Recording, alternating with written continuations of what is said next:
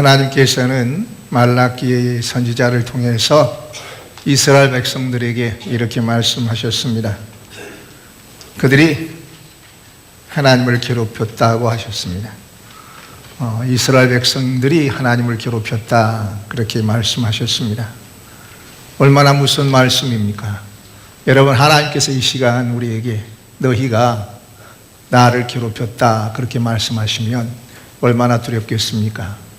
그러나 우리가 스스로 생각할 때 제가 하나님을 괴롭힌 적이 있습니다. 이것은 하나님을 괴롭힌 적이 있어서 그렇게 말씀하는 분도 계시겠고, 또 하나는 내가 하나님을 기쁘시게 해드리는 삶을 살려고 지금까지 믿음으로 지금 살아왔는데 그래도 부족한 것이 있어서 하나님을 근심시키거나 하나님을 괴롭힌 적이 있었는지 모르겠습니다 하는 그러한 겸손한 마음에서 그렇게 대답을 하신 분들도 있으리라고 생각을 합니다. 여러분, 하나님을 괴롭힌다는 것은 정말 두려운 일이죠. 하나님을 괴롭히는 것인 줄 알면서도 그렇게 행동을 하는 사람이 어디 있겠어요?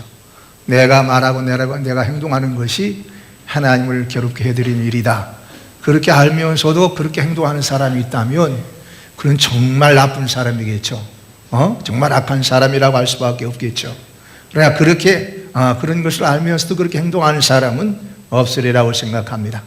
본문을 보면 이스라엘 사람들이 자신들의 언행이 하나님을 괴롭히는 것인 줄 모르고 했다는 것을 알 수 있어요. 왜냐? 이스라엘 사람들이 이렇게 말했습니다. 우리가 어떻게 여호와를 괴롭혀 드렸나이까? 우리가 어떻게 여호와를 괴롭혀 드렸나이까? 이렇게 하나님께 말했습니다. 우리가 어떻게 여호와를 괴롭혀 드렸나이까?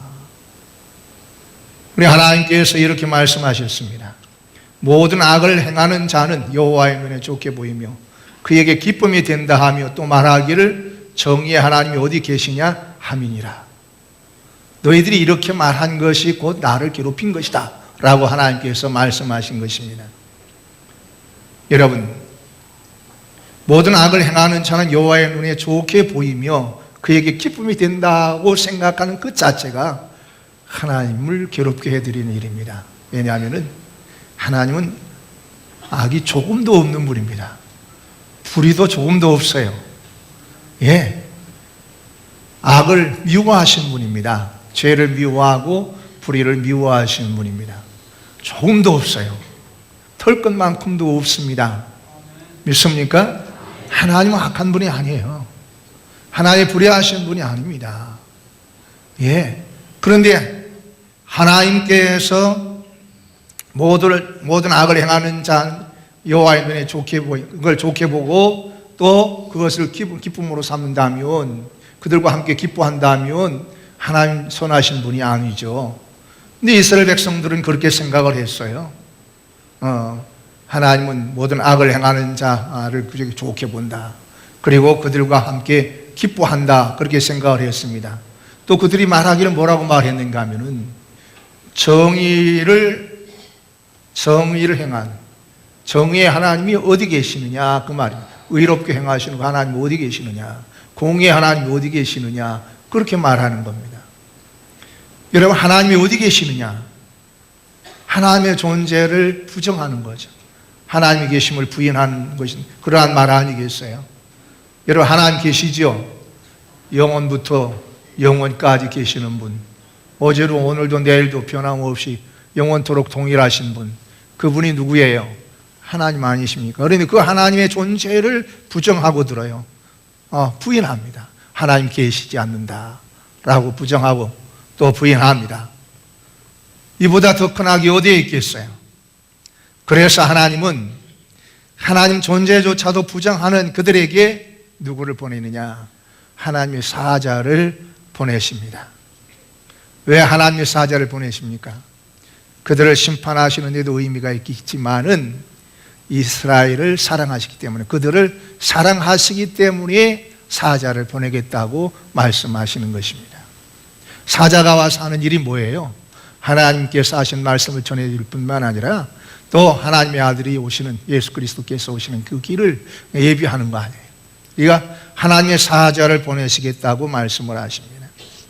여러분, 우리는 우리 자신을 돌아보고 회개해야 합니다. 우리 자신이 하나님의 존재조차도 부정한 적이 없나?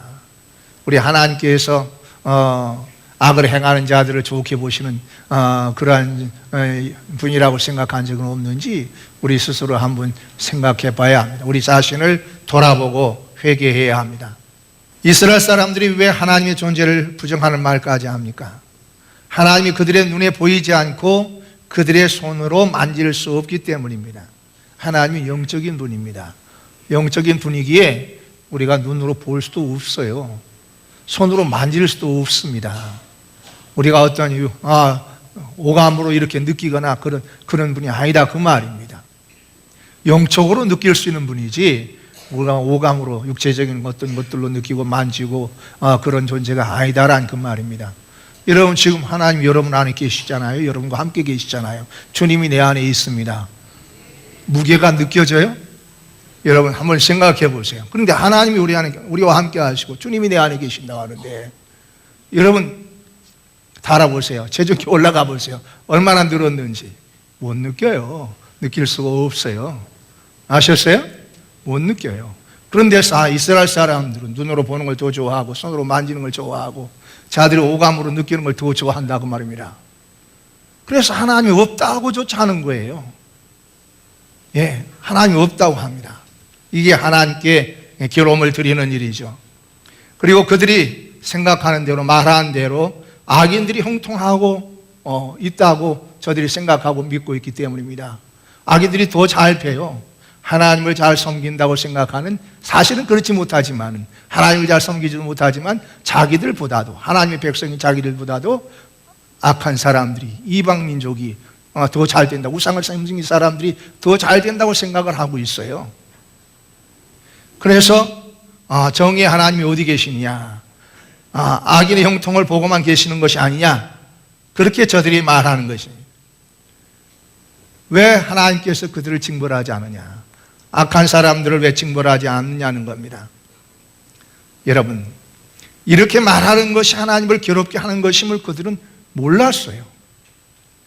예, 이렇게 말하고 생각하고 행동하는 것이 하나님을 괴롭히는 것임을 몰랐다 그 말입니다. 하나님이 어디 계시냐라고 말하는 것은 하나님을 괴롭히는 일입니다. 모든 악을 행하는 자들은 하나님이 좋게 보신다고 하는 생각조차도 하나님을 괴롭게 하는 일임을 우리가 알아야만 하겠습니다. 자신들을 우리가 돌아볼 수 있어야 합니다. 여러분, 자신들을 돌아볼 수 있길 바랍니다. 우리 자신도 모르게 하나님을 괴롭히는 언행을 했다면 우리가 회개를 해야 합니다. 여러분, 하나님이 어디 계시느냐, 이 생각만 하는 것도 하나님을 괴롭게 하는 겁니다. 또 화가 난다고 하나님 없습니다, 이렇게 말하는 건 또 하나님을 괴롭게 해드리는 일입니다. 꿈에서라도 이런 생각을 갖거나 이런 말을 하지 않기를 주의 이름으로 바랍니다. 그럼 하나님을 기쁘시게 하는 일이 뭐냐? 하나님은 어디나 계십니다. 나와 함께 하십니다. 내 안에 계십니다. 할렐루야, 나도 하나님 안에 있습니다. 이렇게 고백하고 이렇게 말할 때 하나님 기뻐하신다 그 말입니다. 보세요, 하나님이 지금 우리와 함께 하시지 않습니까?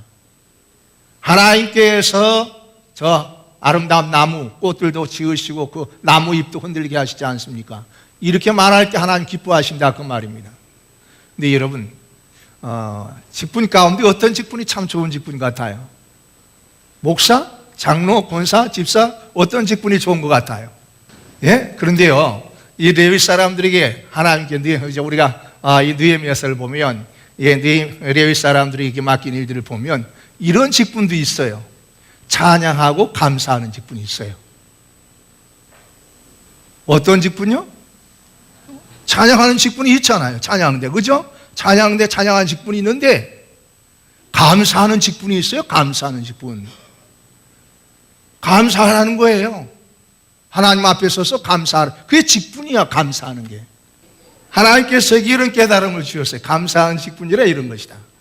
일주일 동안에 되어진 성도의 삶이나 교회의 삶을 다 돌아보고 작은 일에서 큰 일에까지 하나님이 은혜로 되었다고 생각하는 일들, 정말 감사한 일들을 다 적어가지고 교회 앞에서 하나님께서 일주일 동안 우리와 함께 하시고 우리 은혜 주시고 우리를 능력으로 도우셨는데 이러한 일이 교회적으로 있었습니다. 정말 하나님 감사합니다. 또 암흑의 성도가 암으로 병원에 입원했는데 수술을 받으려고 했는데 하나님께서 치유의 능력으로 고쳐주셨습니다. 예, 이러면 얼마나 감사해요. 그죠? 왜냐하면 감사할 일들이 있는데 이게 숨겨져 있어요. 그래서 이 찬양하는 직분, 감사한 직분이 있었던 것 같아요. 할렐루야. 근데 우리 교회가 크게 감사할 일이 하나 있어요. 다 감사하지만 특별히 감사할 일이 있어요. 그게 뭔지 아세요? 아까 장로님 기도하셨지만은 제가 이제 은퇴하면 이제 후임 목사, 이제 담임 목사 청빙해야 될 것 아닙니까? 그런데 우리가 기도했어요. 하나님, 전부 마음이 하나 되게 해 주시옵소서. 하나 되게 해 주시옵소서. 우리가 기도했는데 정말 놀라운 일이 일어났어요. 다 100% 지지했잖아요. 할렐루야. 할렐루야. 얼마나 감사한 걸 박수 한번 치십시다. 하나님께 박수로 영광을 드립니다. 그런데 제가 부탁드리고 싶은 것은 이 박수로 하나님 앞에 영광 돌리는 일이 지속돼야 된다 그 말입니다. 앞으로 몇 년 동안 지속이 돼야 돼요. 한 30년 동안은 지속되기를 주의 이름으로 바랍니다. 40대 목사님 오시니까 70대까지는 몇 년이야? 30년. 우리가 30년. 그렇게 지속될 수 있기를 주의 이름으로 바랍니다. 우리가 오늘의 박수로 끝나는 게 아니라, 오늘의 환호로 끝나는 게 아니라 그것이 날마다 환호가 되고 하나님께 영광 돌리는 일이 될 수 있기를 주의 이름으로 축원합니다. 근데 하나님이 계시다고 할 때, 인정할 때 하나님은 기뻐하십니다. 하나님께서 이렇게 행하셨습니다, 이런 은혜를 주셨습니다 할 때 하나님은 기뻐하십니다. 여러분, 하나님 계십니다. 믿습니까? 하나님은 죄악을 보고 그냥 두고 보시지만 않습니다. 하나님이 가장 싫어하는 것이 죄와 악입니다. 가장 큰 죄는 어떤 죄예요? 하나님의 존재를 부정하는 것입니다. 하나님이 계시지 않는다고 말하는 것입니다. 또한 하나님의 존재를 부정하는 것이 모든 죄악을 범하게 하는 겁니다. 그것이 모든 죄악을 범하게 하는 출발이라고 할 수 있어요. 하나님의 존재를 부정하고 부인하는 것이. 그러면 점점 더 어디에 빠져들게 되냐? 죄악의 늪에 빠져들게 됩니다. 여러분, 하나님이 계심을 확실히 믿으시길 바랍니다. 그리고 전할 수 있기를 주의 이름으로 바랍니다.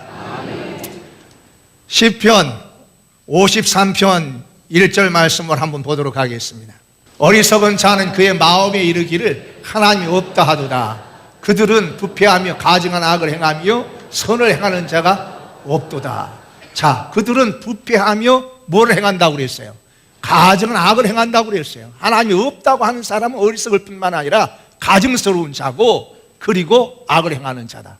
뭘 행하는 자가 없어요? 그들 가운데는 선을 행하는 자가 없다 그 말입니다. 사랑하는 성도 여러분, 우리 성도들은 어떤 경우에도 하나님을 부정하고 부인하는 자리에 들어가지 않기를 바랍니다. 하나님은 하나님의 백성이 죄악에 빠져 죄악의 노예로 생활하는 것을 원하시지 않습니다. 그래서 하나님은 하나님의 백성을 찾아오신 것입니다. 그들을 죄악에서부터 정화시켜서 깨끗하게 하여 하나님을 예배하도록 하기 위해서 하나님이 찾아오신 것입니다. 죄악이 있는 상태로는 우리가 하나님을 기쁘시게 해드릴 수가 없어요. 오늘 본문 말씀을 통해서 보면 2절 말씀, 그가 임하시는 날을 누가 능히 당하며 그가 나타나는 때에 누가 능히 서리요. 그는 금을 연다는 자의 불과 표백하는 자의 잿물과 같을 것이라. 그가 은을 연단하여 깨끗하게 하는 자와 같이 앉아서 레위 자손을 깨끗게 하되 금은같이 그들을 연단하리니 그들이 공의로운 제물을 나 여호와께 바칠 것이라고 말씀하고 있습니다. 여기 은을 연단하여 깨끗하게 하는 자 같이 앉아서 그것이 불이든 제물이든 깨끗하게 하는 것을 말합니다. 다시 말하면 하나님께서 우리를 찾아오신 것은, 하나님께서 그 아들을 보내주신 그 목적은 어디에 있느냐? 우리를 깨끗하게 해주시기 위해서, 죄와 악에서부터 사망에서부터 우리를 속량시켜 주시기 위해서 하나님께서 그 아들을 보내주신 것입니다. 왜 하나님께서 보내주신, 오늘 본문에서 보는 것처럼 이스라엘 백성들을 죄악에서부터 정화시켜가지고 그들이 드리는 제사를 하나님께서 기쁘시게 받으시기 위해서 하나님께서 여호와의 사자를 그들에게 보내주신 것처럼 하나님께서 그 아들을 우리에게 보내주신 것은 우리들로 하여금 죄악에서 구원을 받아 하나님의 거룩한 자녀가 되어 하나님께 예배하도록 하기 위해서 하나님께서 그 아들을 보내주신 것입니다. 4절 말씀에 보면 이렇게 말씀합니다. 그때에 유다와 예루살렘의 봉헌물이 옛날과 고대와 같이 나 여호와께 뭐가 되려니와 기쁨이 되려니와. 사랑하는 성도 여러분, 오늘 이 시간 우리가 드리는 예배가 하나님께 기쁨이 될 수 있기를 주의 이름으로 바랍니다. 하나님이 기뻐 받으시는 예배가 되어야 될 것 아니겠습니까?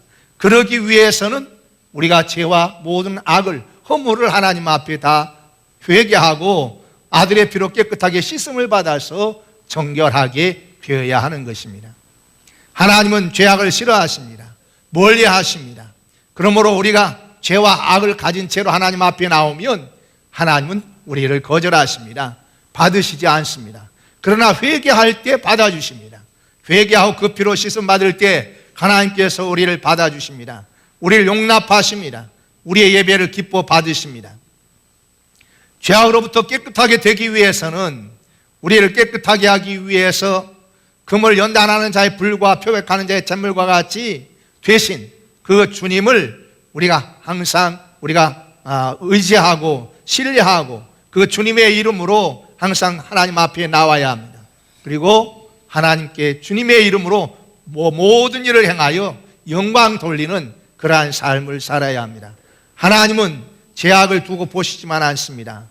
깨끗하게 하셔서 하나님 받으실 수 있는 그러한 예배를 드리기를 하나님께서는 원하시고 있습니다.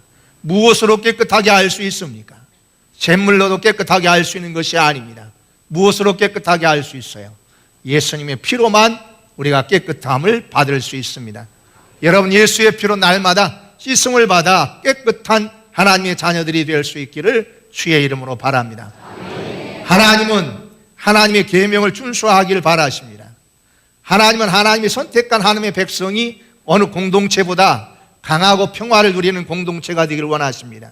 우리 충일교회도 그렇게 바라고 계십니다. 우리 교회가 강하고 그리고 깨끗하고 거룩한 그리고 평화를 누리는 공동체가 될 수 있기를 바랍니다. 그럼 어떻게 이렇게 강하고 또 평화를 누리는 그러한 거룩한 공동체가 될 수 있습니까? 고도의 군사 훈련을 통해 가지고 이스라엘 백성들이 강한 하나님의 백성이 되고 하나님의 군대가 되는 건 아닙니다. 성능이 좋은 무기, 군비 증강을 통해 가지고 그런 무기로 무장을 함으로 그렇게 되어지는 것 아니고 경제적인 놀라운 발전과 성장을 통해서만 되어지는 것이 아님을 하나님은 말씀을 하십니다. 하나님의 선택한 이스라엘 백성들이 강하고 그리고 평화를 누릴 수 있는 거룩한 공동체가 될 수 있는 길은 바로 하나님께서 그들에게 주신 계명을 지킬 때, 계명을 준수할 때 그러한 거룩한 공동체가 될 수 있음을 말씀하고 있습니다. 그런데 하나님의 선택한 이스라엘 민족은 말라기 선지자 때까지도 하나님이 원하시는 그러한 수준에 이르지 못하고 있었습니다. 그래서 하나님은 말라기를 통해서 말씀하신 것입니다. 그렇다면 오늘 우리는 어떻습니까? 말라기 선지를 통해서 말씀하신 이 말씀이 우리에게 해당이 없습니까? 아니면 해당이 있습니까? 우리가 5절 말씀을 한번 보시기 바랍니다. 5절 말씀을 보면 이스라엘 백성들이 어떤 상태에 있었는지를 말씀해 주고 있습니다. 내가 심판하러 너희에게 임할 것이라. 점치는 자에게와 간음하는 자에게와 거짓 맹세하는 자에게와 풍꾼의 싹스에 대하여 억울하게 하며 과부와 고아를 압제하며 나그네를 억울하게 하며 나를 경외하지 아니한 자들에게 속히 증언하리라. 여러분, 이런 일을 하는 자들은 하나님을 경외하지 아니하는 자들이라는 거예요. 분명히 이스라엘 백성들은 스스로 생각하기를 자기들은 하나님을 경외하는 자들이라고 생각을 했을 것입니다. 아니, 그렇게 확신했을 것입니다. 그런데 하나님께서는 이런 일을 하는 자들은 하나님을 경외하는 자들이 아니라는 거예요. 어떤 일들을 하는 자들이 하나님을 경외하는 자들이 아닙니까? 점치는 자들입니다.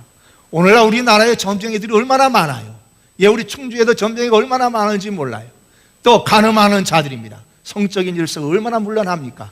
동성애까지 이렇게 용납하려고 들고 그런 법을 만들려고 하고 있지 않아요. 거짓 맹세하는 자들이 얼마나 많습니까? 거짓 맹세가 뭐예요? 여러분, 보증서도 말입니다. 가짜로 만들어 놓고 도장을 찍잖아요. 이런 것, 이게 더 거짓 맹세죠. 또 품꾼의 싹스에 대해 억울하게 하며 노임을 임금을 지불하지 않으면 체납합니다. 고의적으로 체납해요. 이런 일들, 과부와 고아를 압제하는 일들, 나그네를 억울하게 하는 일들, 여러분 우리나라에 나그네들이 많이 와 살지 않습니까? 근데 그들이 얼마나 억울함을 당하고 있어요. 그런 일을 얼마나 호소합니까? 여러분 나를 경외하지 아니하는 자들에게 이렇게 하는 자들이 다 하나님을 경외하지 않은 자들이라는 겁니다. 그들에게 속히 증언하리라는 거예요. 증언하리. 여러분 우리도 이러한 하나님께서 말씀하신 것은 전부가 아니에요. 부분만 말씀하신 것이지만은 이러한 일들이 오늘 우리가 살고 있는 이 사회에서도 많이 일어나고 있지 않습니까? 혹시 내가 거기에 해당되지 않는지 한번 생각해 보시기 바랍니다. 그렇다면 회개해야 합니다. 하나님께서 사자를 보내주신 것은 이스라엘 백성들을 심판하고 그들을 벌 주시기 위해서가 아니라 그들을 회개시키기 위해서입니다. 그들이 회개하고 하나님께로 돌아오도록 하시기 위해서 사자를 보내주신 거예요.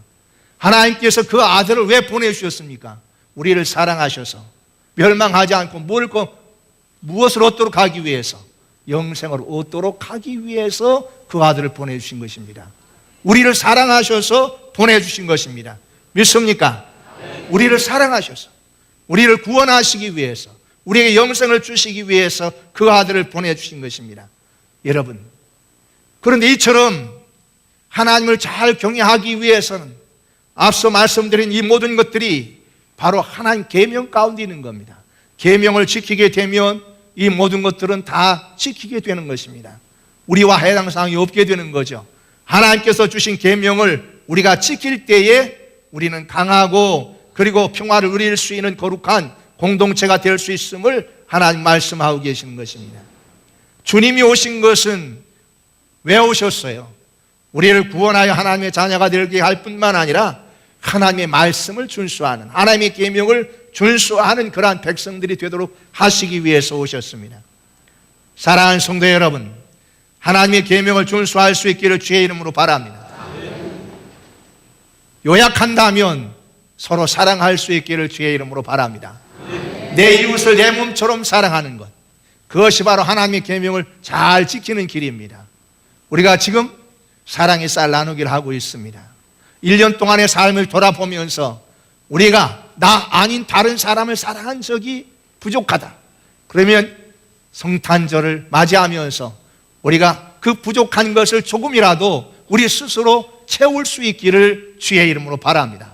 나 아닌 다른 사람을 사랑하는 그 사랑을 지극히 작은 사랑이라 할지라도, 작고 적은 것일지라도 실천해서 하나님을 기쁘시게 해드리는 그러한 우리가 되어지고 하나님의 계명을 준수하고 지키는 자들에게 주시는 평화를 누릴 수 있기를 주의 이름으로 바랍니다. 사람은 사회를 떠나서는 살 수가 없어요. 그러나 자신의 욕망 때문에 하나님을 경외하는 일을 소홀히 하거나 계명을 잊고 살아서는 또한 안 됩니다. 때로 자신의 생각과 뜻에 맞춰 합리화시키곤 하는데 그래서는 안 됩니다. 하나님은 아무리 어렵고 힘들어도 우리가 계명대로 살기를 원하십니다. 그래서 누구를 보내주셨느냐? 아들을 보내주신 것입니다. 우리의 힘 가지고는 안 됩니다. 하나님의 아들 예수님이 우리 안에 계실 때 우리는 하나님께서 말씀하신 대로 살아갈 수 있습니다. 할렐루야.